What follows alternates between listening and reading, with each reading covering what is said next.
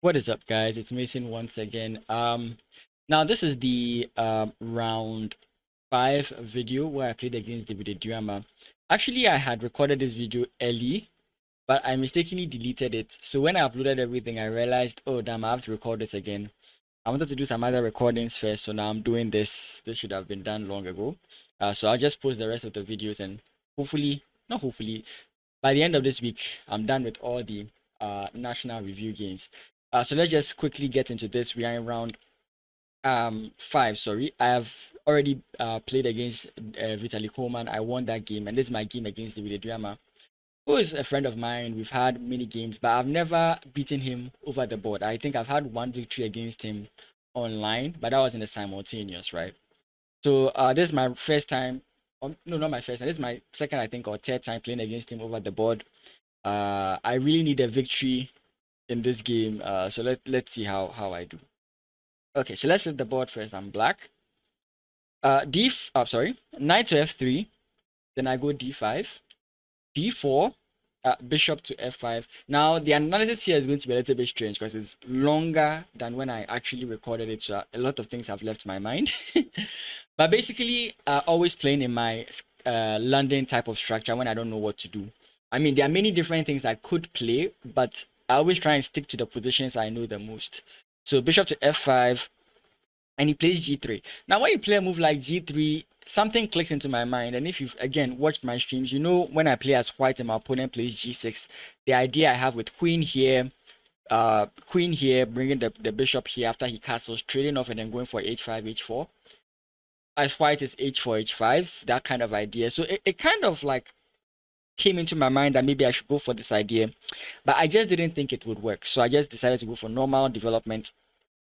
e6, bishop to g2, bishop to d6, knight b to d2, knight to f6, knight to h4, targeting my bishop. And like in my game against Vitaly Koman, I don't really have a problem losing this bishop. I'm just going to defend here. If you take, I take, and I have a very good control of this square, which is a square I would really want to control. I don't want my opponent to get e4, e5, right? So I'm very happy with this position regardless. c6, he takes, I take, and like I said, I like this position. I'm completely fine. He can't easily take over this place. He might have to make some kind of concession by playing like f3. That is kind of like my mindset going here. So I feel quite okay. If I can get my knight in here and get a knight trade-off, this is a very beautiful blockade against his bishop. Then I can now solidify the position. Go knight in here, go h5, h4, queen here, start an attack, possibly win the game from there. c4, the most challenging move I guess he could play here. If he went traditionally and just castled, he would have made this position much easier for me to play. Castles, pawn takes, and now I have this IQP, isolated queen's pawn position, which you know that I hate. And like my pawn structure is looking a little bit awkward, but it's still fine at this point. I think the game is a little bit equalish. So much tension has kind of like been taken out of the position, but in my mind, I feel like white is doing extremely well, right? And then he plays queen to b3, and this is actually what even made me think that okay, white is completely fine here. So I had to calculate this position quite a bit because I thought I was dropping the pawn regardless. But fortunately for me, after calculating for like I think 4 minutes, I found this move knight to c6. And the point is, if you go queen takes, I do take back, and I threaten a very wonderful square here. And it's going to be very difficult for white to figure something out because you can't defend with your queen. The squares you need to go to defend with your queen are all guarded. You can't really defend. And if you were to castle, I don't think I'm going here. Now I win a pawn back, and I think position is completely fine. You move the king, and maybe I just take out your bishop. And I think you play rook takes here, and maybe now knight here. Of course, if knight takes, I take this way. And I think this position is fine. So that is what I saw. In which case now he played e3, defending his position. And I'm feeling very comfortable here. I go bishop to b4, which is I believe one of my most questionable moves in this position. Because if you recall, you can go back to that game, my game against David Ameku. I did this thing where I pushed everything to the edge of the board. It was okay for a while, but after some time, it kind of put me in a very uncomfortable position. And I did a similar thing here. You will notice I go bishop here, and after castles, the reason for playing bishop here is quite obvious. If my opponent just plays, let's say, a bad move like this, this is what I'm targeting. And the point of this is to force my opponent to go for the trade, if you can understand that. So my opponent castles and I do this move again. Again, putting pressure on my opponent like I did in the David Ameku game. It felt right, like at the time, but I began kicking myself later on when I realized there were so many like threats and tricks my opponent could play against me here. He goes rook to defend, of course. I was being attacked twice and defended once, but I can still jump in with my knight. I get what I want. Knight takes, pawn takes, and I felt okay. Black should be definitely okay. That was what was on my mind. I was like, black should be definitely okay. Now, this is a lot of a bit of retrospective here. This is not okay because I have this backward pawn here, which my opponent can easily target, and I cannot easily defend. Why? I don't have a light squared bishop. My knight cannot stay in a passive position to try and protect this. And you see that my opponent has very quick tempo attacks that he can play that put me on the edge. So when we were playing the game, I was like, I am golden. This position is fine. But this is actually like I later on in the game I realized how bad this position actually was. And I contemplated maybe I should have taken here. But again, I don't like the fact that I give this to him. It's an isolated pawn. I could attack it. I just don't feel comfortable giving it to him. Right? Even after the analysis, I still don't feel comfortable with that move, though the engine prefers that more. Right? So takes, and now my opponent plays this move. A3. And the point is simple. If I move my bishop, let's say here, this is a problem I'm going to have to like deal with. It's a very simple issue I have to deal with. But of course, my opponent can't take yet because if he takes, I win the rook. So now I have this dilemma because I'm about to drop a pawn, if you can sense it. If I try coming in here with my queen, this is lost. Right? I can save the bishop regardless, but now this is just going to be a very difficult position to play. If I play this, I think, my opponent has this move. Was it this move or is it rook up? In which case now, if he takes, I'm in trouble and I have to find some other way out, right? And I think this is actually what happened in the game. There were so many things I calculated. I think at some point I calculated, rook here, right? Rook here, and I felt my opponent could play, there's some long convoluted line I calculated here. I really can't remember what it was. Was it bishop here? I kind of doubt it was bishop here. I calculated some very like tricky lines my opponent had, which could really put like stress on my position. Like I said, it's been a while, so I can't remember it. But there were so many calculations I had to go through here to kind of figure out the position. And in all my calculations, I realized, okay, this guy is safe. This guy is safe. That's kind of like what I was thinking. So what I have to defend is the d pawn, which is why I defend the d pawn here. Rook a2, rook to a2, and now my bishop finally goes back. Why does it go back all the way here? One of the cases is to reroute and to what do you call it? Maybe start something on the queen side as well. Again, if my opponent were to take here, it's also another good thing here about my bishop. I can attack him or I can play other moves, and this position is quite like fine. Again, I don't remember my analysis, so I'm skipping out on the full line I calculated here. So bishop back, and now he attacks, and I go in this way. Now you'd wonder why I didn't just go here immediately. Again, I don't want this.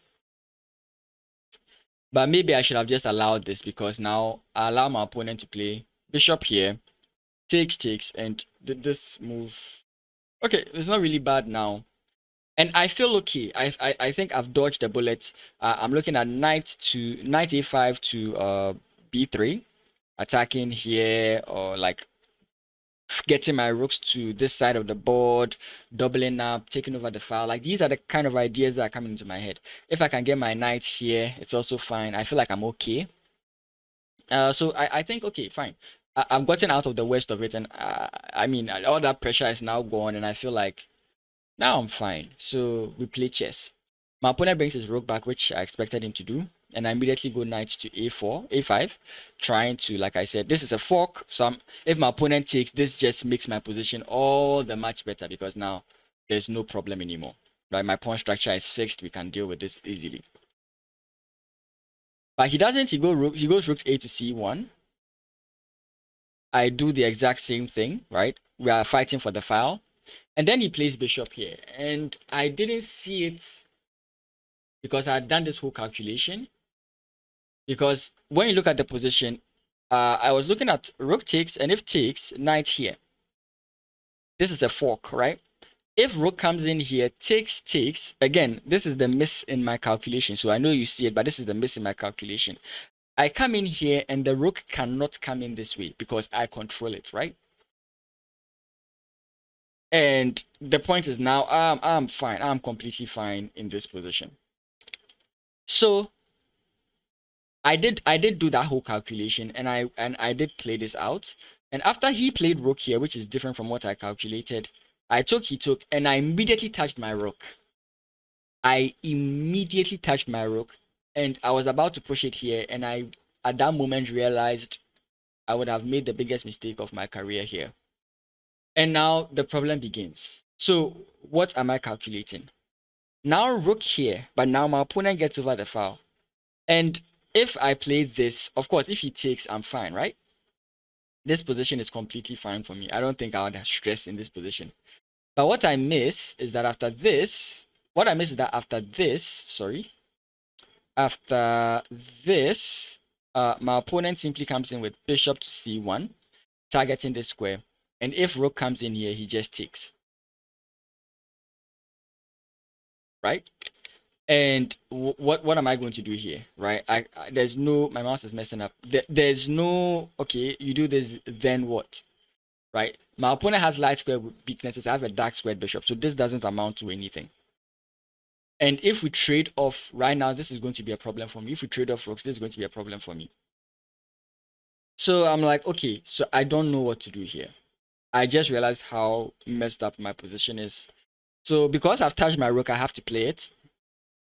So I go rook to a8. The point is I want to still keep this square guarded. My opponent plays rook. I bring my rook in this way. And my point is, you can do what you want, right? But I'll also do what I want. Again, you can see how terrible of an idea it is. He comes in this way. I come back to defend. Bishop comes in. This is a move I just have to play. To free my bishop first of all, and the second one is to prepare this pawn push, right? So takes, bishop takes, and then my king comes up. Again, if I played this, it's almost the exact same thing that would happen, but I just wanted it to happen in a much different way. Engine is giving it more inclined towards white, but it's not giving white that big of an advantage. But I just felt like, okay, I'm just lost here, right? I'm down 2 pawns. I'm just lost here. But I decided to play on. For some reason in my head, I was thinking I could draw this game. But this is a hopeless position. I didn't really have much options I could play here. So the kings now move. In the end game, the king is an active piece. You want to centralize your king as much as possible, or at least move your king to support the weaker side of your board and play from that kind of edge. King comes into e2. I play bishop here because if you do some movements here, at least my bishop like gets play on the queen side, in my opinion. My opponent pushes the pawn forward. That's fine. I play a6. He plays this move, and I contemplated like this position really, because I was really looking at this move, but I just felt this would be a little bit hard for me to play. Engine likes it, but it just felt like a little bit hard. It feels like I can lock up the position here, and mind you, this is bishops of opposite color, so mostly it's likely to be a draw with the better play. But here my opponent has 2 pawns, so he's on the aggressive side. When one person is aggressing in a bishop and pawn endgame, bishop of opposite color endgame, usually the side with the aggression or the offensive side wins, right? Okay, or has a chance. Let me put it in that sense. So I decided to go this way, which is worse. Pawn takes, and I was expecting him to take so that I could like infiltrate into the position one way or the other. But he decides not to, and I decide to do the infiltration. All the while thinking, can I sacrifice? Which of course is a bad idea. So now I just have to delete that because I mean my opponent has all the time in the world and has all the moves. He has so many pawns he can move. I just have this guy and this guy. The moment I move this pawn, this guy is going to capture him. So all I have is to dilly-dally with my king and my bishop, which whilst he has all these moves. So he's just slowly going to bring his king in, invade the position, and like just win the game from there. So bishop to e6, I bring my bishop here. What's the point? You see it. The point is if the king moves, I try to infiltrate, and you see that happen so many times. Bishop to h4, then he plays a4. I bring the bishop back. I mean, if I can get this position in, I think I'm very confident in my chances of drawing. He goes king in, I come back again. He brings the king back, I go back again. You know, just like I said, he's winning this position. All he has to do is like waste moves, and then he's completely fine. He finally plays the move I'm looking for, and I feel confident. I feel like, okay, I can draw this game. But there's something that's always irking me, which is this pawn push. So I play bishop to b4 check for a reason, because I prevent the king from coming in closer. If he comes in this way and tries to get at my bishop, I have this idea. I hope you can see all this. So I play this, he comes in this way, and like I've told you my idea. Now I delayed a little bit because I made this interesting calculation. Maybe I should have just played king to f6 here. That probably would have been a better option to play, but I played bishop to e1.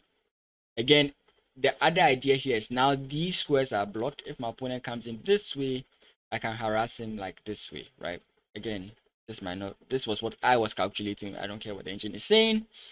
He plays d4, and now I play king to f6. And the point is now, if you try and push the pawn, I can win your bishop and possibly win the endgame. So he has to delay a little bit and bring his bishop down. And I like this position simply because I can make this bishop bad, right? So let's assume this. Let's just assume I play a move. Let's just do this, right? Here, I come back here, and then he comes here. I feel like I could slow him down. There was a way I saw it, actually. I think it's not here. Here, there was a funny thing I figured out here, that I could lock the bishop down and then continue on. Okay, but this is what we get. And he sacrifices the pawn for the activity. He plays a5. I calculate this for long because bishop here, he just plays pawn push. And there's no way I'm going to stop this pawn, right? Pawn takes, he's going to play pawn push. And if I come in here, maybe I can stop this pawn. Oh, actually, these are actually the moves of the game. And that's basically the idea I went with. So now the king is coming in, and I slot my bishop in this position. And my king can't really move, right?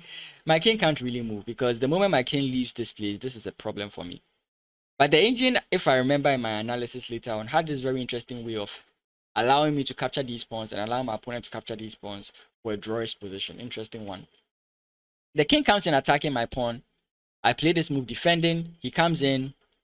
I move my king because, I mean, I have to waste a move. The bishop comes in. I come in. And then he comes in this way. Of course, the bishop coming in this way was to prevent this move, which I did see. Bishop comes back to defend. He takes.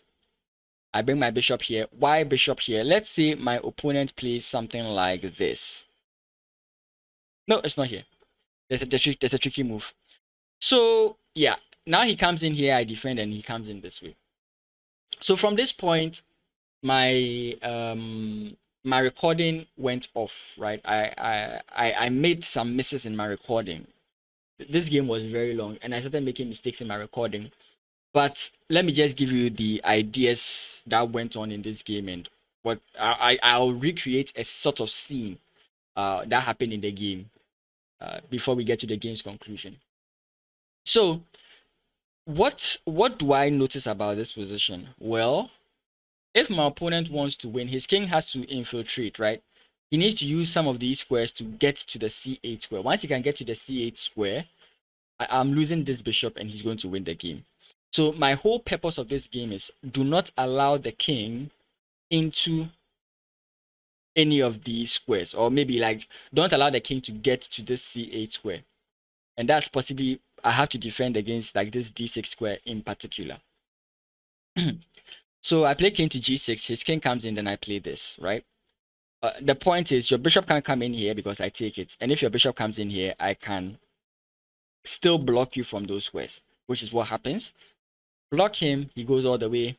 I block. Again, the same ideas.